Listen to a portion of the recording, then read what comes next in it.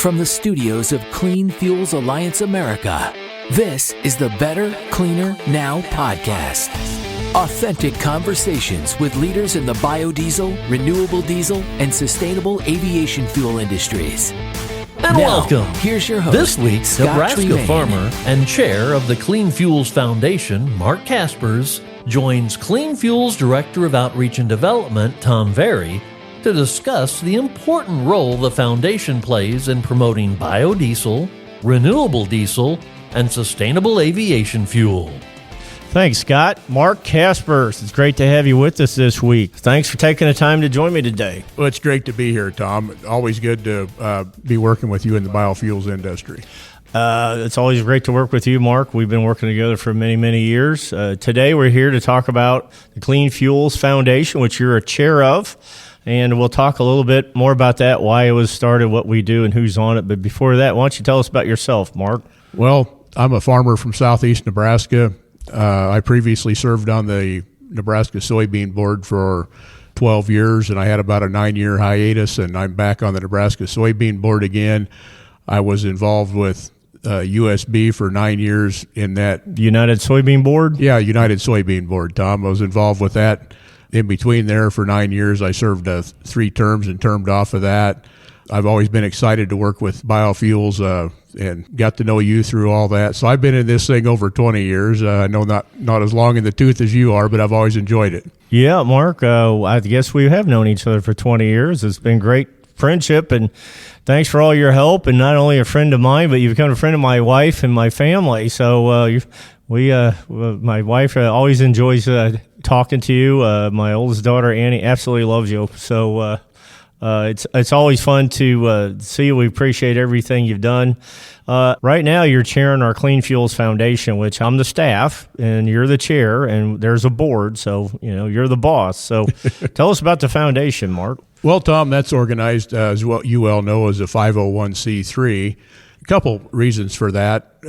Through that organization, we're not able to do any lobbying or anything, but we're able to do a lot of educational efforts. And then I think it's also an advantage to be organized like that because people can get a tax deduction when they donate to us to support some of these good causes. And, of course, that kind of reminds me of some of our fundraising projects, our annual auction we have at our conference. We've put that online now, so if there's anybody listening here that kind of wants to get involved with that, it's kind of interesting to see how you can get some good merchandise, and there's always some good stuff on that auction. It's kind of a neat deal. Yeah, fundraising is very important. The 501c3 is IRS tax status for us, and that basically, the foundation can do things the Clean Fuels Alliance cannot do because they do have they're a 501c6, I believe, so they do have a lobbyist, and they're not able to do like an example, Mark, as you very well know, where we, probably our main job at the foundation is to do congressional staff tours, so we're trying to educate the staffers of the policymakers in Washington, D.C. about the different federal policies that impact our industry, such as the renewable fuel standard, the blender's tax credit, soon to be the producer's tax credit. And so we take them to show our industry. So we've had a lot of success with that. Oh, absolutely. I think that's where our foundation really shines, Tom, is on this educational efforts. I know this last year we had 4 congressional tours. We had one in Iowa, one in New York, one in California, and one in New Orleans. And I've heard from our local farmers, if they go to talk to their congressman or official on the Hill, that it has really opened doors for them because those staffers get the message that we put out there, and they see how vital our clean fuels are to reducing carbon intensity and to try to reduce the effect of greenhouse gases. It's amazing what inroads we've done through these educational efforts. Yeah, I would agree with you 100%, Mark. I mean, we've had staffers from Hawaii to Alaska to Florida to Maine, all 4 corners of the United States come on our tours. And it's our privilege to show this wonderful industry that is being developed, the biodiesel, renewable diesel industry, and I think it's kind of unique. It's an issue. The fuel, biodiesel, renewable diesel is, the West Coast, East Coast, Midwest, South. Everybody agrees. This is something they can get behind. So, we take Midwestern staffers, and they hear from California biodiesel, renewable diesel users about how important it is. Yeah. Or vice versa. We take the East Coast folks to the Midwest and see how the impact it is having on the Midwest for the farmer. So it just really opens their eyes. And as you mentioned, Mark, when our DC team or when we're on the Hill doing Hill visits, if we go to an office that's been on one of the tours, it's like, yeah, I get you guys. We support what you're doing. So we just wrapped up a tour in New York City. That was our latest one. That's always fun to take staffers to New York City. And that's New York City. I've been there myself on a bioheat tour, and New York City and that whole region out there are just great believers in our product, and especially New York, and the politicians there are excited about it. And what's interesting about it is it crosses party lines, and it's the one thing that I am aware of that doesn't really make a difference if they're a Democrat or a Republican. They seem to get behind this and embrace this after we give them that education and they learn about it, Tom. And that's just exciting that maybe we can be a little bit of a catalyst to bring some of these people together sometimes, at least get them to the table to talk with our product. We've both been around biodiesel, renewable diesel now for many, many years, 20, and you're exactly right. It's always, from the very beginning, it was never a red issue or blue issue. It was red and blue both back it, urban and rural back it, East Coast, West Coast, middle of the country backs this fuel. So it's a lot of fun. And, we took our staffers, we bring them to New York City, as you mentioned, Mark, because it's been a great showcase for our industry.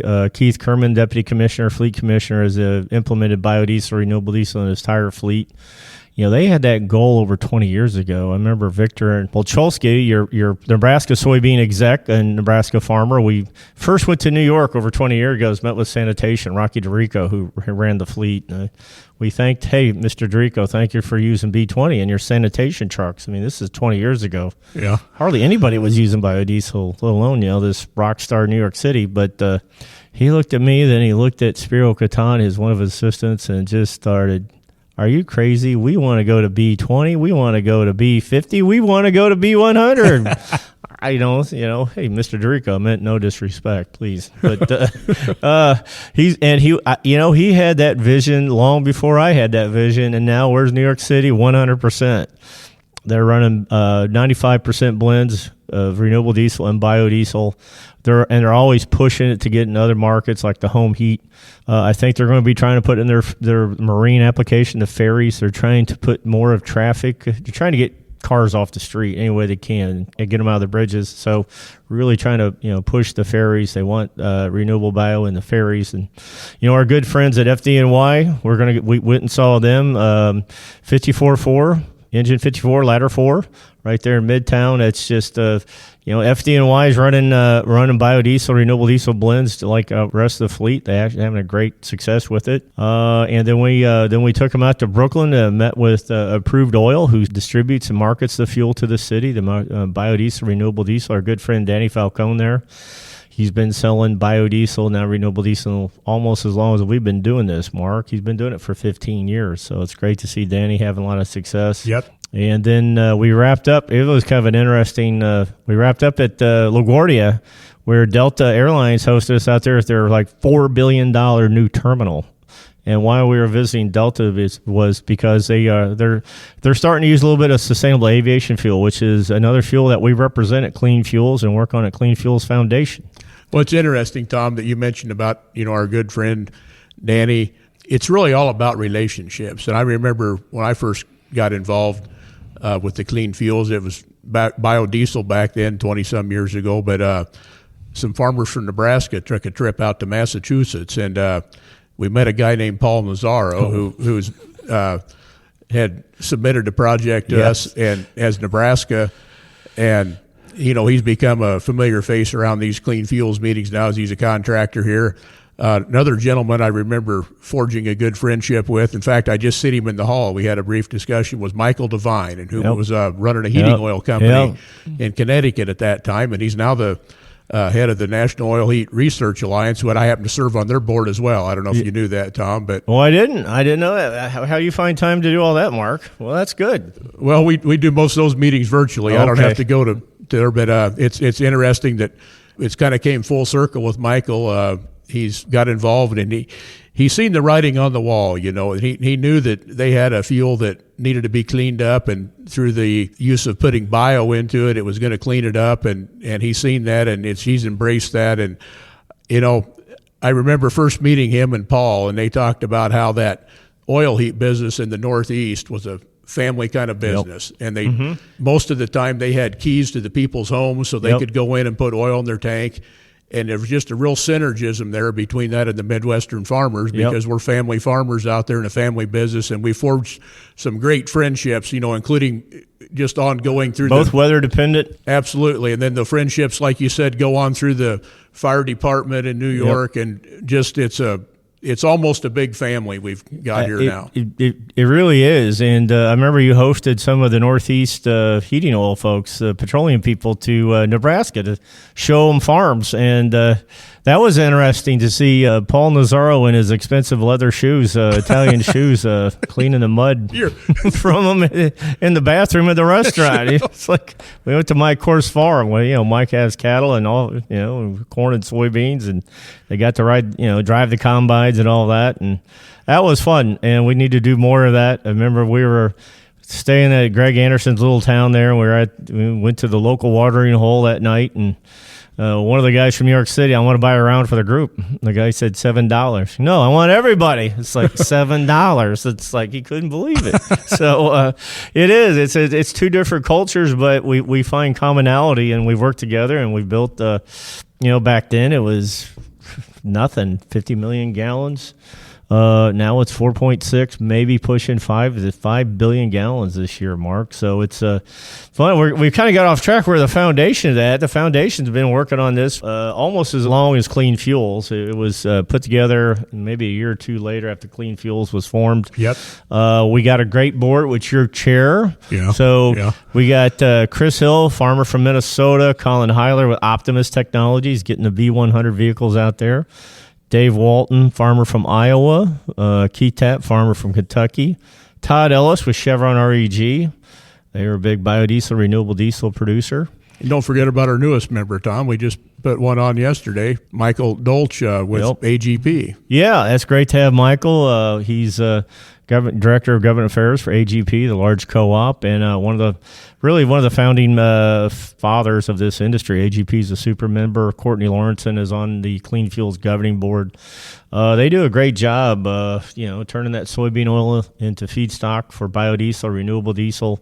Either they make it themselves or they'll sell it to the other producers. So they're bringing real value back to their members, their farmer members. They're building a plant. Is it Mitchell, South Dakota, I think? A new crush plant. I believe that's correct. Yeah. So they're just joining the gigantic expansion of the soybean crush, 30% over the next year or so, and it's being driven by demand for the oil. Because we need to make it, ship it out to California, ship it to New York City. So. Well, it's interesting, Tom. You mentioned those gallonage numbers. I remember when it was almost taboo to say the word billion. That we thought we might get there, and I mean nobody wanted to say the B word. That hasn't been that long ago, really, and it just was really almost taboo. And like you said, we're closing in on 5 billion gallons now, and it seems like the demand is just ever increasing. And I'd like to think that the foundation's been a big part of that through our educational efforts. Well, no question on the policy side, but also we've done a lot of work on carbon modeling, GTAP, the indirect land use change model that's housed at Purdue University. So a lot of the work we were doing early on was to update those models to get the soybean carbon score down for EPA, for California, for these carbon markets. So, that's an avenue to fund that really important work that's, kind of outside our traditional funding. So we went to our corn friends and they helped out. We went to some industry partners and they helped out. So it's also, the foundation is, and then we got access to some other, federal grants. And they always want to see there's a firewall between, if you're getting federal money and they're not going to give it to an organization that lobbies. So there's a lot of good things the foundation does, and we appreciate you being a chair and our board members. It's fun to work with. Some of the other things we're working on, Mark, like the sustainability workshop. Yeah, the sustainability workshop, we're putting that on annually, and then we have a scholarship that we make available to a student each year to get to that. And And I think that's great educational efforts. And I enjoy listening to the reports back from that. Sometimes, Tom, it's hard for me to wrap my head around all that statistical nomenclature and some of that. It gets pretty scientific, but yes, it does. But fortunately, our expert Veronica Bradley, she'll get off to the side and she'll explain some of that more in-depth stuff to me. At least I've got a pretty good grasp on a lot of it after talking to her about it then. Well, you explain it to me then. So, no, Veronica's our director of environmental science, and she's really in charge of the models and getting carbon out of our feedstocks. So. And then something else, something we've decided to explore is how maybe we can get some more infrastructure out there with B100 pumps, and PepsiCo and Union Pacific just came on as new members of yep. Clean Fuels, and PepsiCo has a lot of vehicles in their fleet out there, and there's other companies too that would like to access some B100, and so we're going to explore the opportunity and see how maybe the foundation might be instrumental in getting some B100 pumps out there and kind of working around so that make that fuel available.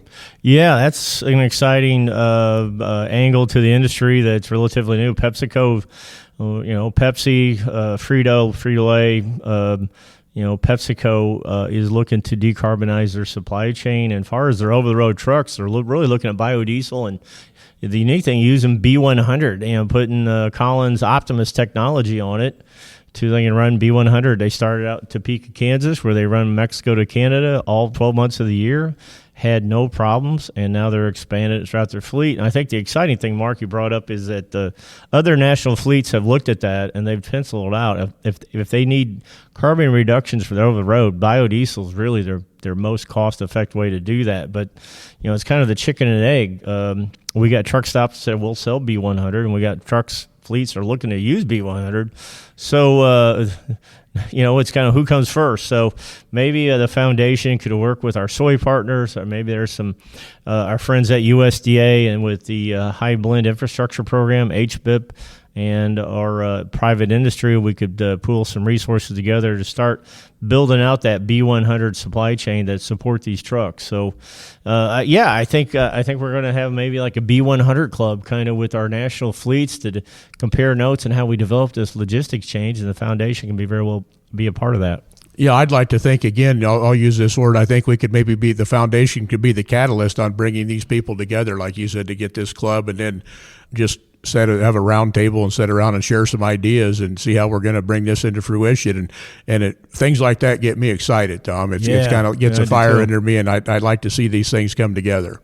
Yeah, it is exciting. It's fun to talk to our friends at PepsiCo. Adam Buchenbach, I think I pronounced that name right. He's the director of sustainability for the fleet, and he was at our board meeting and spoke and talked about how they're moving the ball forward and expanding. They started at Topeka, now they got Beloit, Wisconsin now on B100, and they're continuing to expand that. And of course, out in California, they're using all renewable diesel already with their distribution points out there. So I know we Nebraska soybean farmers are out there this March, and I called up Adam. I said, could we go to your Frito-Lay corn processing plant in Rancho Cucamonga, take a look at that? And he set it up for us, and he actually joined us. He flew up to Texas to join your Nebraska farmers, and he took us through the plant where they're making Doritos and Cheetos and the Fritos and the Tostitos. And the fun part about that, Tor, they'll let you sample a little bit if you're careful. So, the guide will dip in there with a little tub and give you a fresh sample right off the production line. And the neat thing, I don't know if they were just making this up, Mark. They said the corn came from Nebraska. So I don't know if they were being just excellent hosts or that was for real. But west of the Mississippi, it comes from Gothenburg, Nebraska. East of Mississippi, it's Sidney, Illinois. So I guess they weren't telling tales. Yeah, no, Nebraska is known for raising some corn, and a lot of that does go into some, I wouldn't say a lot of percentage-wise, but a lot of bushels go into that food-grade market. Yeah, I asked Adam and, our guides out there in Rancho Cucamonga, I said, what do you do with all the used oil? It's like, what used oil? We don't have any. I thought they were going to use the waste oil and put it back in the industry to make fuel out of. We'd love to do that, but I think they capture about they use 98% of the oil. It's a mixture of soy, cottonseed, corn oil, I believe. So wow, that's Anyway, it was fun to eat some fresh Cool Ranch Doritos those, off the production line. I bet those Nebraska farmers were enjoying that. Oh, we had a lot of fun with them. Yes, we did. It's always fun. Nebraska takes a look at it. It's like, well, Victor Bulcholsky, your past exec, now a farmer leader on USB, but he always says what biodiesel does for us, it's a way for us to send our bean oil to the West Coast, East Coast, and they send us money. So bottom line for a farmer there. Yeah, Nebraska farmers like that too. Yeah, and we need our Nebraska farmers and all the other farmers to continue to grow our feedstock. If we can continue to have this big demand pull for soybean oil to grow our industries, and I think they're going to continue to see the value. I certainly agree. It's great for bean oil, and it's great for the farmers. This is the Better, Cleaner, Now podcast. I'm Tom Verry, and we're speaking with Mark Caspers, Nebraska soybean farmer and the current chair of the Clean Fuels Foundation. One more thing about the foundation. Let's mention Beth Calaboto's sustainability scholarship. Beth Calaboto was the industry rep from Monsanto before that changed, and she was the first one to really come to the clean fuel, started talking about carbon and all that. And it was like she would have to spend a lot of time trying to get through my thick head about how this all works. But she really and she was on the foundation board, and she started saying this is an area we need to focus in. She started the sustainability workshop. We need to be working on these models at Purdue to get them updated. So that's going to reflect better back on corn and soybeans. And so it was fun to work with her on that. She's also industry rep to the National Corn Board, and we were doing a proposal for them. And I went to visit her in St. Louis, going over the presentation, and she goes, "You're getting it wrong. You're getting it wrong. You're like talking to soybean farmers." I said, "Well, Beth, they're the same people. They both usually, the farmers grow both." She goes, "Wrong. They're two different." I said, "What's the difference?" She goes, "Corn farmers, cavemen. Soybean farmers, chess players." I said, I hope no corn farmers are out there listening. No offense, but she really helped me we successfully presented the corns, and our good friends at National Corn and some of our state boards like in Illinois and Nebraska have supported us. So the corn guys have done wonderful work with ethanol. We wish we could be that big someday. Yeah, I really think a lot of ways, I think Beth was about 10 years ahead of her time, because I remember those two. She started talking about carbon before we ever heard about carbon. Yeah. It was like, what are you talking about? So we got a great carbon score. Of course, then later on, we started funding those updated models to show that soybeans really had a better carbon score than what the original models showed them to be. And then the Clean Fuels would use that to send Shelby Neal out to California, and it helped really open that carb market up, I think. It's even bigger than that, Mark. Remember when the EPA came out, the Renewable Fuel Standard? Yeah.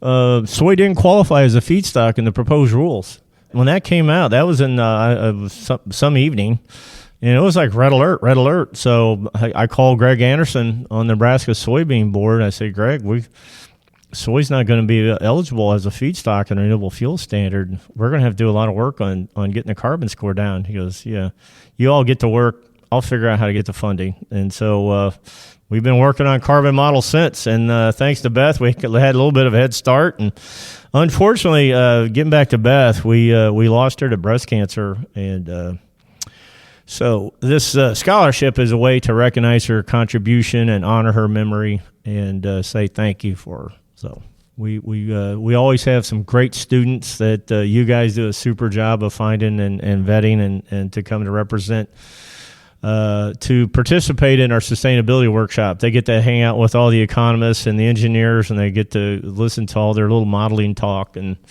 they seem to enjoy it. So I've had the privilege, Tom, for a number of years to serve on that scholarship selection committee, and to read those resumes of those young people, it's just astounding to see how bright and brilliant a lot of these young people are, and it gives you some good hope for our future within the industry. Yeah, it certainly does, Mark, and they really seem to really enjoy participating in the workshop. They get to network.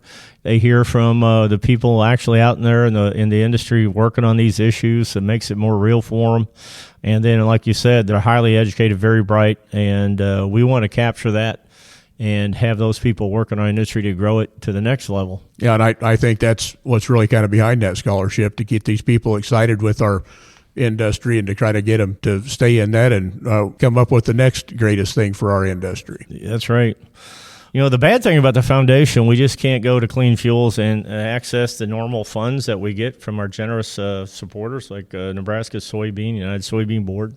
We can't use that money for tours, so we have to go to our industry members like the ADMs, the Chevron REGs, the AGPs, the Incabrasas, Western Iowa Energy to support our tours. So that's the fundraising part. Yes, the auction does help some, but it doesn't come close to.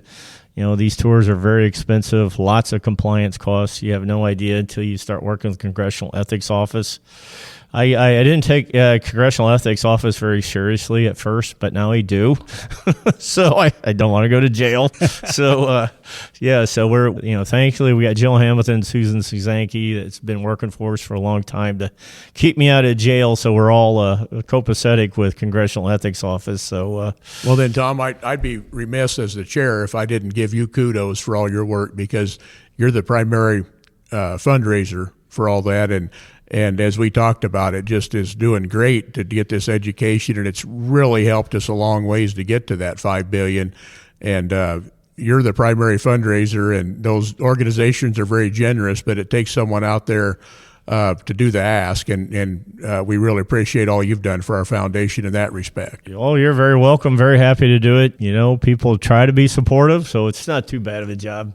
We got a successful track record now, and I think it's getting a little easier to raise the funds. I know it's getting a lot easier to get congressional staffers on our tours. We've done it a number of years now. It's got a good reputation, and our DC office, Kirk Kovarik, absolutely loves these tours, because just like you mentioned earlier, when he walks into the office that's been on a tour, it's a very supportive experience. And I think the Clean Fuels now, in my mind, has given us the due respect that the foundation deserves. I remember the first meeting I came to was the conference in Las Vegas, and Donnell, who's now our director, was the COO at that time, and he was in charge of the conference schedule. And I believe it was you. Somebody said, we need 5 minutes on that stage. Every time you see Donnell, see if we can get 5 minutes on that stage. And yeah, we pestered Donnell a lot about that. I harangued him so much that he finally just said he seen me coming. He knew what the ask was. He said, I'll give you 5 minutes. Caspers, leave me alone. Thank you, Mark. I love you, Mark. You're no better friend. Now we always get a little chance to promote the foundation. So now we get our chance on the stage. Yeah. So, we used to do a live auction. Maybe if we get a chance, we'll do that again. And Mark Caspers is a real auctioneer. And it's always a pleasure to do that auction. We've had some great things over the years. One of our big supporters, Mr. Jim Evanoff, is a Ranger Emeritus, I believe is his title now, from Yellowstone, and he's put together a privately guided tour. Yep.